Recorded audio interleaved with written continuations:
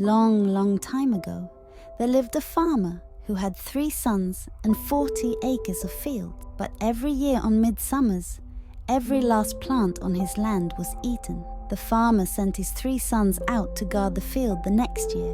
The oldest son, Bartholomew, was very tall and very thin. That night, he heard a scream and ran from the field. The middle son, Otis, was very fat and lazy. When he heard the scream, he ran from the field. The third and youngest son, Boots, was good-looking. Out in the field, Boots heard the scream but didn't run. Then speeding over the horizon like a comet came a horse. A horse so beautiful it shone like a moon. On its back was a bronze saddle and tied to it a bronze suit of armor. The horse began eating the crops in the field. Boots had to stop the horse from eating his father's crops. He reached into his pocket and found a lump of sugar. The horse ate it and left, but the horse left behind the bronze saddle and armor. Boots buried the things in the field, but the next year the horse came back. Only Boots stood guard. He brought sugar, and the horse left behind a silver saddle and a silver armor. The next year it was a gold saddle with gold armor.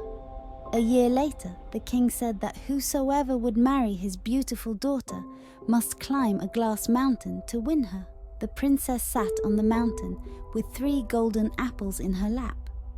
Whosoever took the apples would win the princess and half the kingdom. Of course, everyone came to try, but none of them could climb the glass mountain without slipping back down. Barty tried and fell on his face. Otis tried and fell flat on his butt. Neither brother would let Boots try and said, "If we couldn't do it, how could you?" But then a rider in the bronze armor, sitting upon a bronze saddle on the most beautiful horse, rode towards the glass mountain. He got a third way up before turning back. The princess saw this and threw an apple to the rider.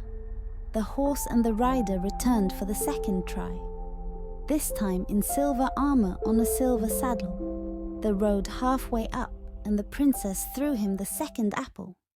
On the third try, the rider was in golden armor on a golden saddle and rode all the way up the side of the glass mountain.